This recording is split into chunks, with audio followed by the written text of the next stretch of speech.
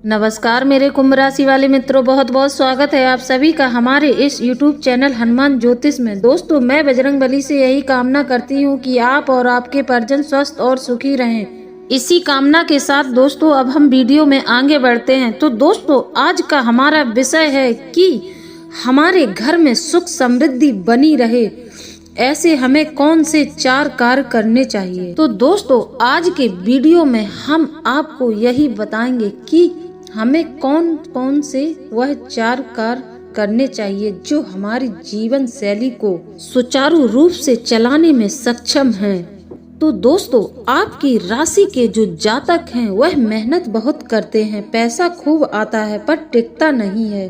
आप लोगों का पैसा रुपया अनावश्यक कार्यों में खर्च हो जाता है, क्योंकि दोस्तों इसका एक कारण है, आप लोगों ने स्वयं ही अपने घर के दरवाजे खोल रखे हैं, जिससे माता लक्ष्मी को घर से बाहर निकलने का रास्ता मिल जाता है। तो दोस्तों वीडियो को अंत तक देखें, वीडियो को बीच में बिल्कुल ना छोड़ें, नहीं तो आपसे मेरे द्वारा दी गई जानकारी मिस हो जाएगी।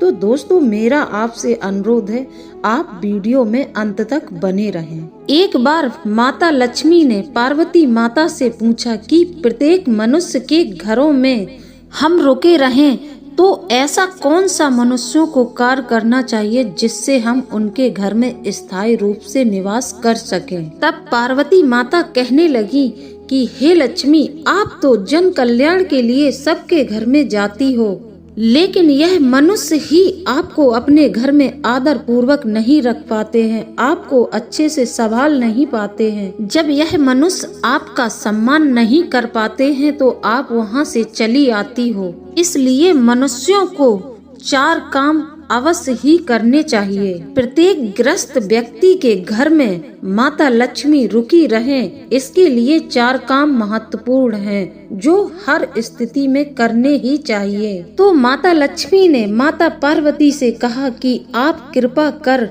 वह 4 कार्य इन मनुष्यों को बताएं। तो दोस्तों अब हम आपको माता पार्वती के द्वारा बताए हुए 4 कार्य जो माता पार्वती ने माता लक्ष्मी को बताए हैं वह बताने जा रहे हैं। तो दोस्तों ध्यान से सुनिए। नंबर 1 दोस्तों, अतिथियों का सम्मान। जी हाँ दोस्तों, जिन घरों में अतिथियों का सम्मान नहीं होता है, उनका भावपूर्वक आदर नहीं करते हैं लोग, तो ऐसे घर में माता लक्ष्मी नहीं टिकती हैं। जी हाँ दोस्तों, आपको अपने अतिथियों में भेदभाव नहीं करना चाहिए। आपको कभी भी यह भेदभाव रखकर नहीं चलना चाहिए कि यह हमारा अतिथि है या फिर यह हमारे भाई का अतिथि है।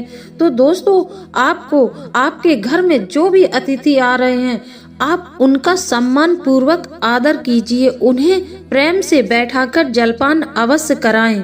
ऐसा करने से माता लक्ष्मी बहुत प्रसन्न होती हैं। तो दोस्तों आपको हमेशा इस बात का ध्यान रखना है कि आपके घर से कोई भी अतिथि उदास होकर न जाए, किसी का अपमान न हो। नंबर 2 दोस्तों, प्रत्येक घर में तुलसी माता की सेवा होनी ही चाहिए।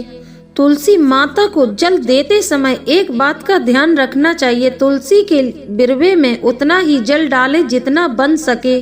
दोस्तों बिल्कुल भी जल बाहर नहीं निकलना चाहिए। अगर जल बाहर निकलता है तो भी आपके घर में लक्ष्मी कभी नहीं टिकेगी।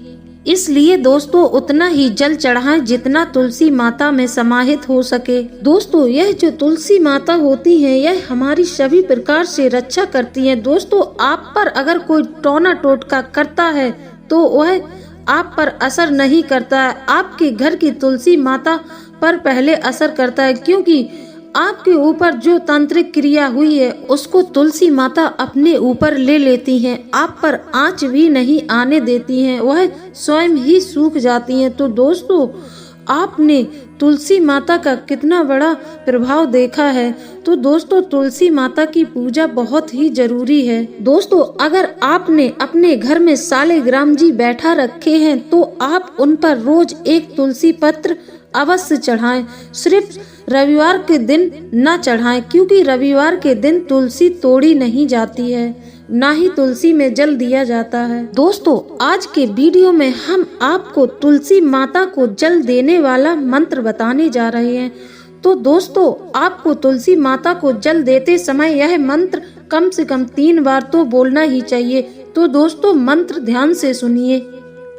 मंत्र है महाप्रसाद जननी सर्व सौभाग्य वर्धनी आदि व्याधि हरा नित्या तुलसी तुम्हें नमस्तुभ्यम। नंबर 3 दोस्तों घर की रसोई में एक पात्र हमेशा जल से भरा हुआ होना चाहिए। दोस्तों आजकल के घरों में तो आरओ का सिस्टम हो गया, सीधे बोतल भरी और डायरेक्ट पी लिया। आजकल कोई भी अपने रसोई घर में एक पात्र पानी का भरकर नहीं रखता है, यह बहुत गलत है। यह नियम बिल्कुल भी अच्छा नहीं है। इससे आपके घर में दरिद्रता का वास होता है। दोस्तों जिन घरों में एक पात्र हमेशा रसोई घर में पानी से भरा हुआ रहता है, उन घरों में माता लक्ष्मी हमेशा निवास करती हैं।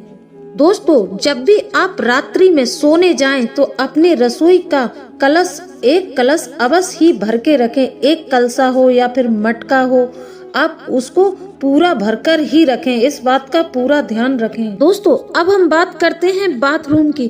कई घरों में लोगों की आदत है कि बाथरूम में नल टपकता ही रहता है। नल थोड़ा खराब हो गया है तो उसको ठीक नहीं करवाते हैं लोग, उससे पानी टपकता ही रहता है। दोस्तों ऐसा नहीं करना चाहिए, इससे घर में कंगाली आती है और कर्जा बढ़ता है। दोस्तों आपको अपने बाथरूम की बाल्टी रात्रि के समय या तो भरी हुई होनी चाहिए, अगर नहीं भरी है तो उसको उल्टा करके रखें। अगर आपको बाल्टी भरकर नहीं रखनी है तो कभी भी खाली बाल्टी को सीधा न रखें, उसको उल्टा करके ही रखें। दोस्तों जो लोग अपने बाथरूम में रात्रि के समय खाली बाल्टी रखते हैं, उनके घर में भी माता लक्ष्मी कभी नहीं टिकती, उनके घर से भी माता लक्ष्मी बाहर निकल जाती हैं। नंबर 4 दोस्तों घर की स्त्रियों के बाल हमेशा बंधे होने चाहिए और उनके सिर पर एक वस्त्र अवश्य ही होना चाहिए।